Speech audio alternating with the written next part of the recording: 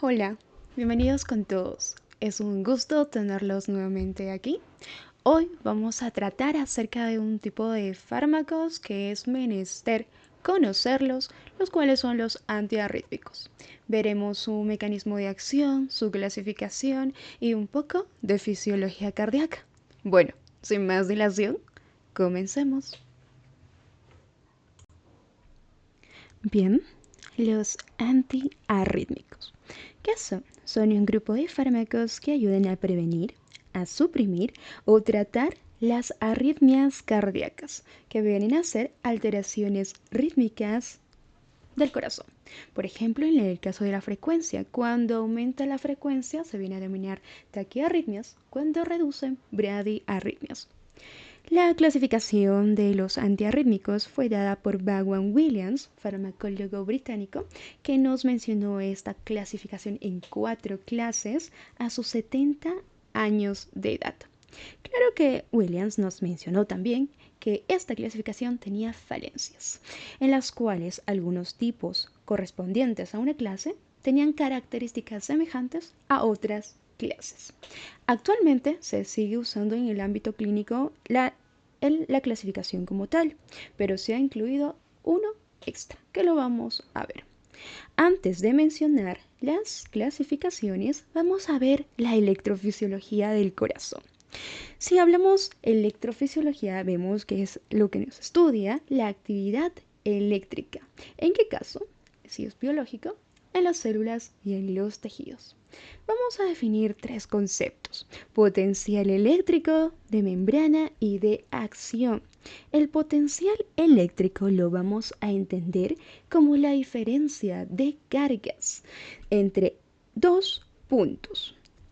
En este caso estamos viendo a células, es decir, que la diferencia de esos dos puntos va a corresponder a la separación dada por la membrana celular.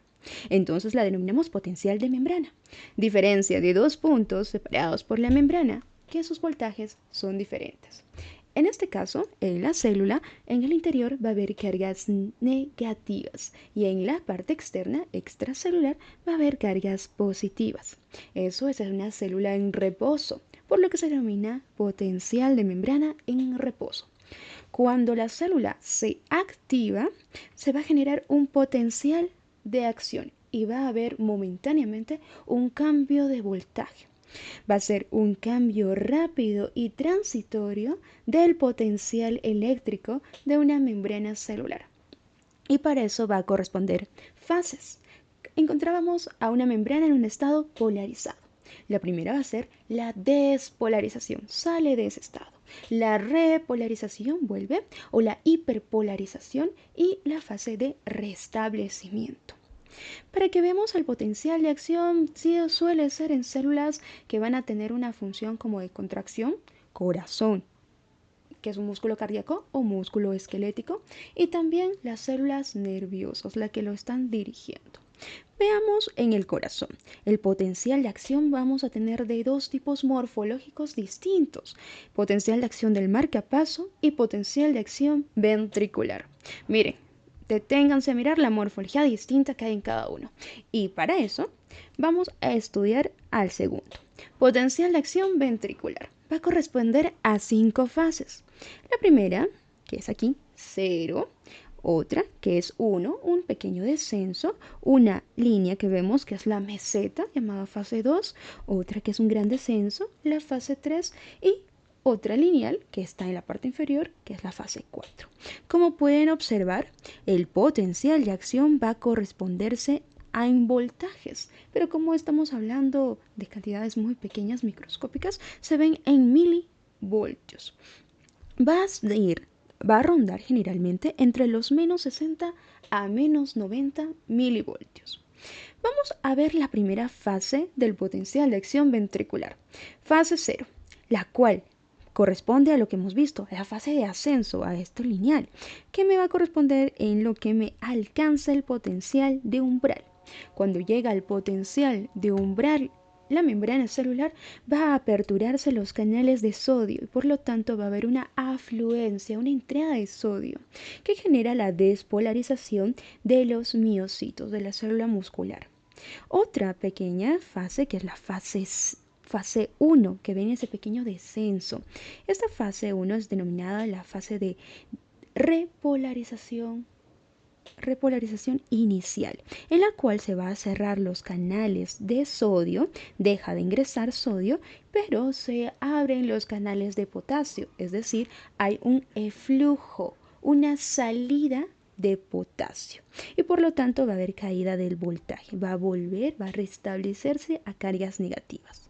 La fase 2, la fase de meseta, esa fase lineal, en ella va a ocurrir la apertura de los canales de calcio, calcio tipo L o tipo Larch, en las cuales se van a equilibrar con el potasio que está saliendo. Potasio sale, calcio ingresa, cargas se equilibran, a lo que denominamos calcio desencadenante. Al calcio que está ingresando al interior de las células se denomina calcio desencadenante, porque va a ingresar, va a activar al retículo sarcoplasmático de los miocitos y a los canales de rianodina para que ingrese y salga más calcio y genere mayor contracción en el corazón.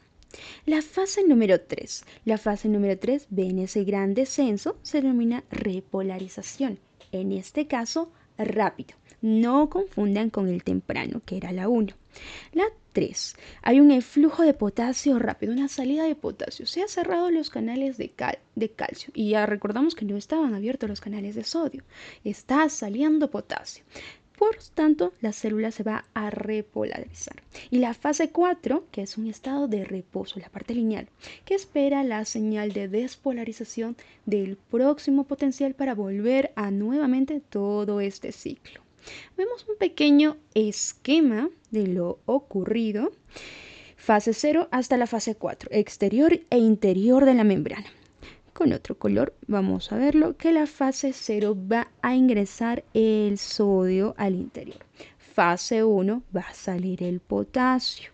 Fase 2 va a salir el potasio y va a ingresar el calcio. Fase 3 va a salir un eflujo de potasio. Y fase 4 está en un equilibrio entre potasio y sodio. El siguiente potencial, el potencial del marcapaso. Vemos que este potencial es menor en comparación del anterior. Y también su morfología es completamente distinta. Aquí no vamos a tener dos fases, va a haber ausencia de dos fases. Vemos la primera. Esta se denomina la fase 4, que veíamos que era lineal, pero en esta aquí hay una ligera pendiente. Fase 0, que es semejante, y la fase número 3.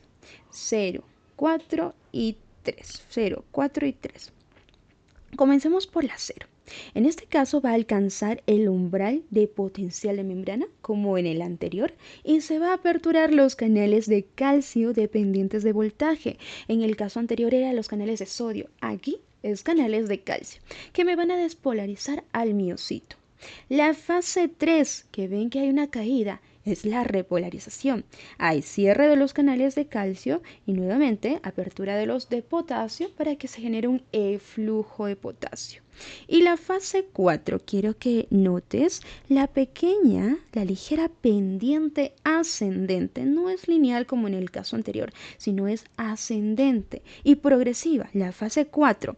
Hay una apertura de los canales de sodio tipo Fanny que van a generar una despolarización paulatina en ascenso. Bueno, entendido ello, vamos a la clasificación. Vemos la clase número 1 y nombremos a ciertos correspondientes de ello para poder tenerlos en mente. La clase 1. Función. Bloquea los canales de sodio rápido. Por lo tanto, en el potencial de acción de ventricular no va a tener como tal la fase 0 una acción correspondiente. Es decir, no se va a dar la despolarización. Y para ello, en clase 1 la subdividimos en 3. 1A, 1B, 1C. 1A, la quinidina, que te sonará parte del árbol de la quina de nuestro escudo nacional de Perú. La quinidina, que sí, es un derivado de la quina. La procainamida y la 1B, la lidocaína, la fenitoína. La 1C, el propafenona, la propafenona, la flecainida y la encaidina. Estos tipos de antiarrítmicos clase 1 también tienden a ser utilizados como anestésicos. De la clase número 2, acción, mecanismo de acción, es bloqueantes beta-adrenérgicos. Son bloqueantes del sistema simpático tipo beta-adrenérgicos. ¿Qué me corresponde a la fase 4? Fase 4 del potencial de acción del marcapaso.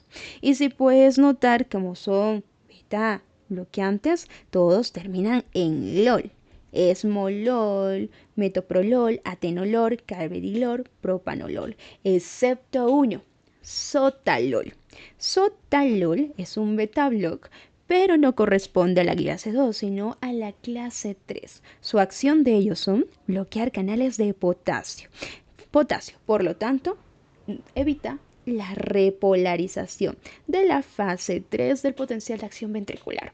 Tenemos a sus miembros: sotalol, dofetilina, bretilio, amiodarona, que este último, amiodarona, contiene yodo en su composición. Clase 4. Mecanismo de acción: bloquea canales de calcio tipo LARCH, tipo L. Y tenemos dos representantes, los calcio antagonistas tipo no hidropiritínicos, que son el verapamilo y el diltiazem. Vemos algo más de cada uno. La clase 1. Vemos el potencial de acción ventricular. En lo señalado de celeste es el potencial de acción como tal, sin ninguna prolongación o ningún estrechamiento. Eso es lo que va a diferenciar los tipos 1A, 1B, 1C. El 1A me genera, lo voy a marcar, el 1A lo que genera es un aumento del tiempo del potencial, por lo tanto prolonga el potencial de acción. El 1B lo que hace es lo contrario, estrecha, reduce el potencial de acción. Y el 1C no genera ningún cambio perceptible.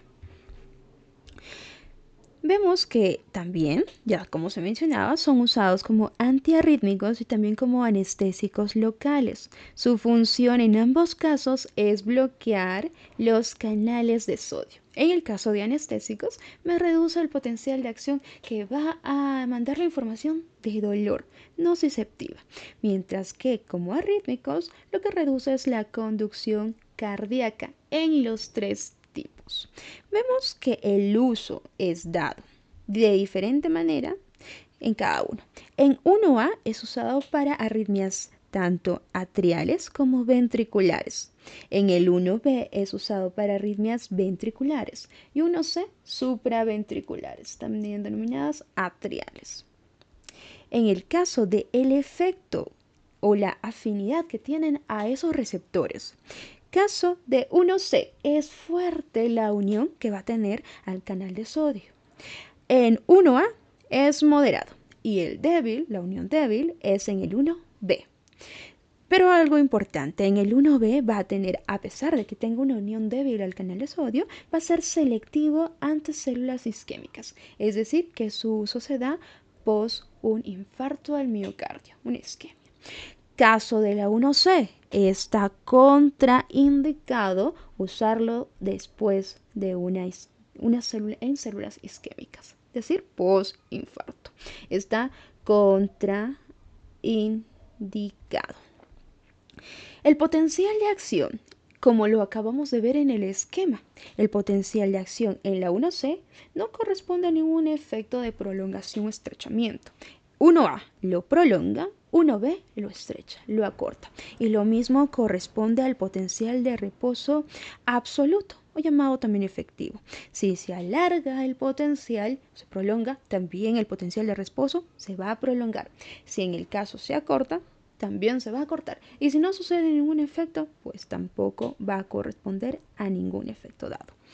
¿Por qué es importante? Porque el potencial de acción, potencial de reposo absoluto, también cuando se prolonga, se va a prolongar un tipo de intervalo que se estudia en el EKG, que es el intervalo QT.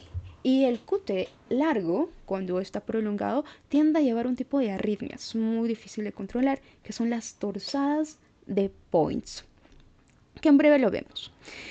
Vamos a indicar la procainamida tipo 1A. Puede usarse, también puede causar hipotensión y también puede causar lo que conocemos como lupus-like, lupus inducido por fármacos, que cuando hay un cese de este insumo de los fármacos, pues va a reducir toda la clínica de lupus semejante. La quinidina. La quinidina, derivada de la chinchona, que es el árbol de la quina, va a producir algo que se denomina chinchonismo, que son alteraciones visuales, auditivas y gastrointestinales. En el caso de auditivas, se va a escuchar como un ligero silbido que le conocemos como tinnitus. Gastrointestinal va a producir náuseas, diarreas, entre otros. Además, que puede estar relacionado con la trombocitopenia, producción de trombocitopenia. Y recordando los valores, la trombocitopenia se considera cuando es menor a 150.000 células plaquetas en milímetros cúbicos. Lo que mencionábamos, la prolongación del potencial de acción. Si se prolonga el potencial, se prolonga el intervalo QT. Y con ello puede producirse el QT largo, que nos va a llevar, en caso que no se controla, a las torsadas de Points.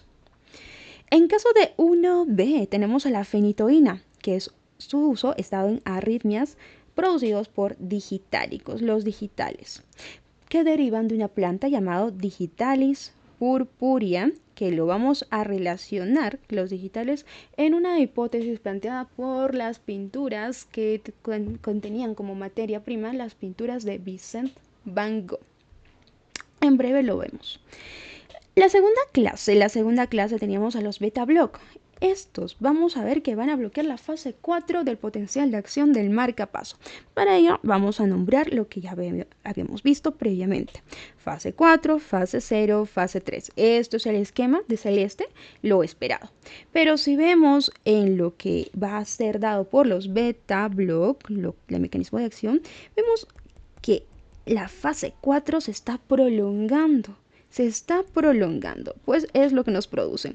Inhibe la fase 4 de la despolarización, prolongándose. Uso es dado en arritmias supraventriculares y ventriculares. Y su mecanismo de acción es reducir el estímulo simpático que me va a inhibir la fase 4. En el electrocardiograma vamos a encontrar una prolongación del intervalo PR. Viendo el esquema anterior, el intervalo PR, se vería prolongado, intervalo PR.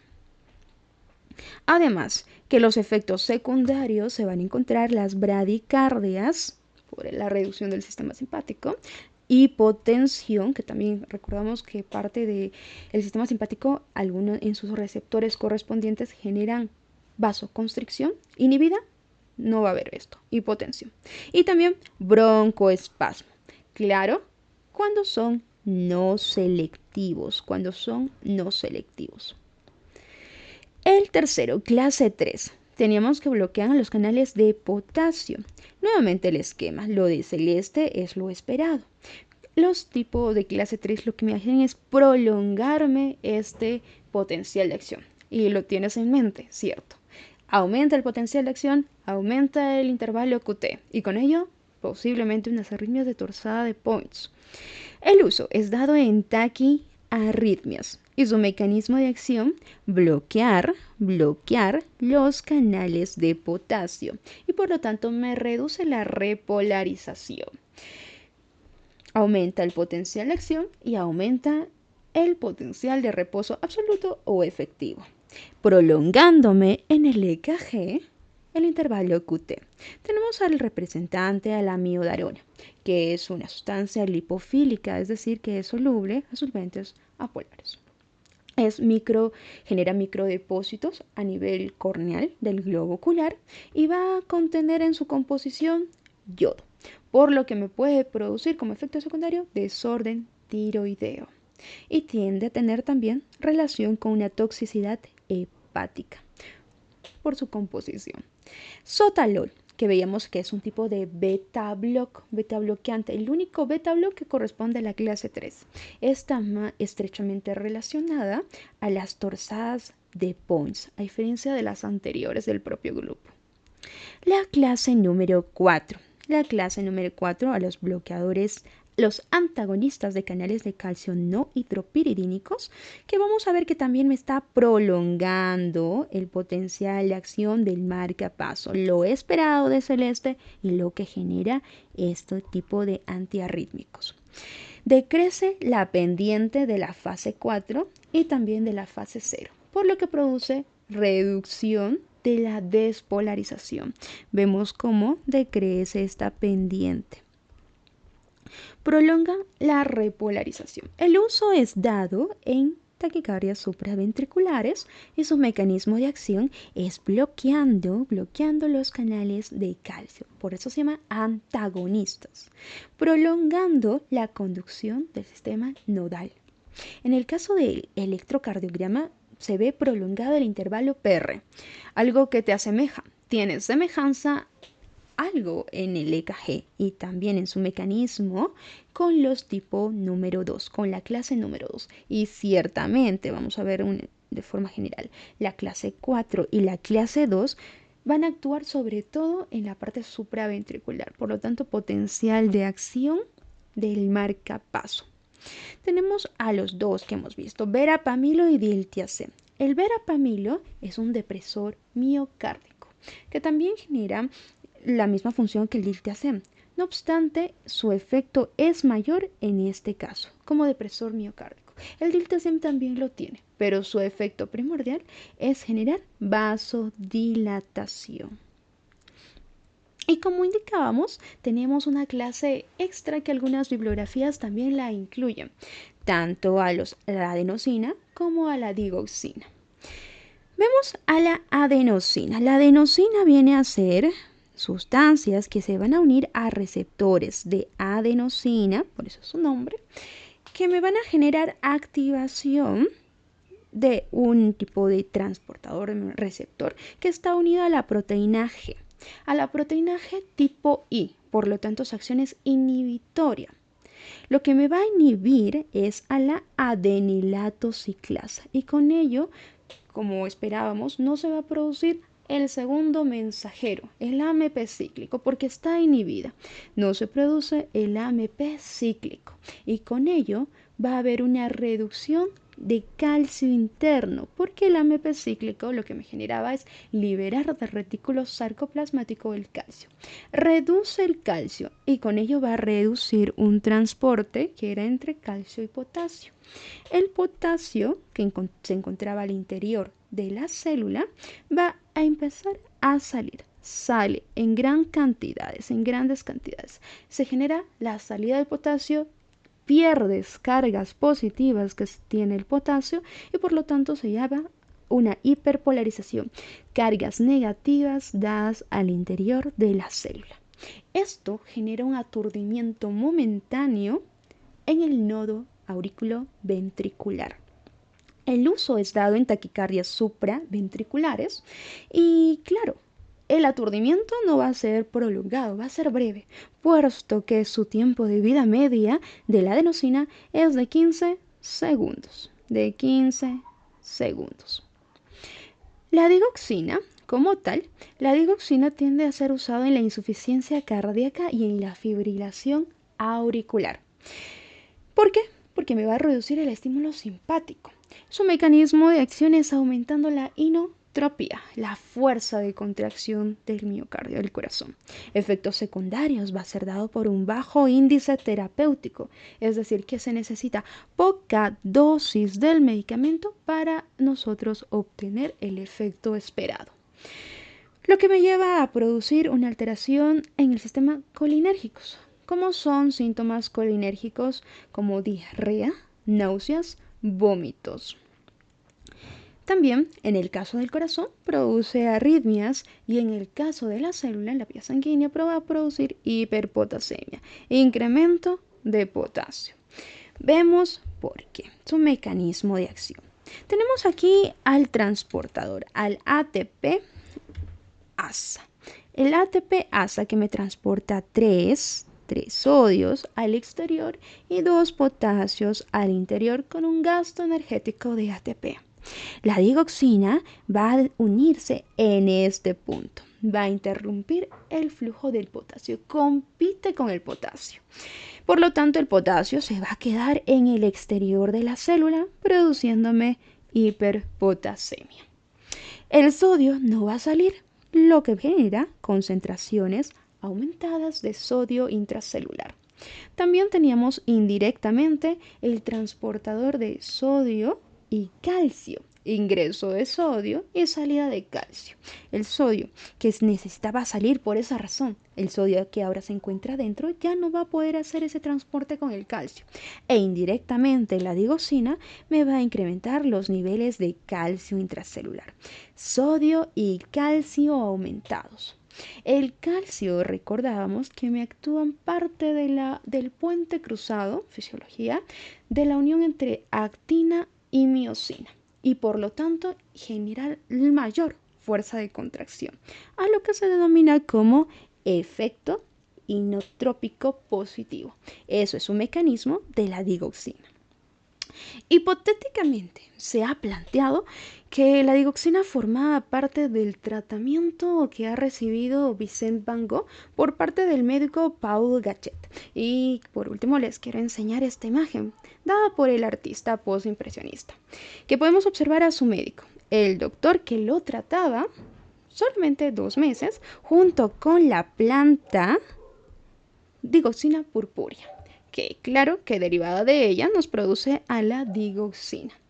Uno de los efectos secundarios dados en la intoxicación por digitálicos, como la digoxina, vienen a ser la xantopsia, es decir, que la visión se va a volver o tornar amarilla. Vamos a ver en tonos amarillos. Y se plantea esta hipótesis porque el pintor, recordábamos entre sus obras, como Los girasoles o La noche estrellada u otras, tienen un tinte más amarillo. Pero hay contrapartes que tal vez sean vistas después, como por ejemplo que el médico lo trató un tiempo de 2 meses y que las pinturas del tono amarillo lo hicieron por toda su vida Vincent Van Gogh. Bueno, sin más, esto fue parte de los antiarrítmicos. Espero que haya sido edificante la clase y si deseas que tratemos algún tema específico, no olvides mencionármelos que también estaré leyéndote. Bueno, cuídate mucho. Adiós.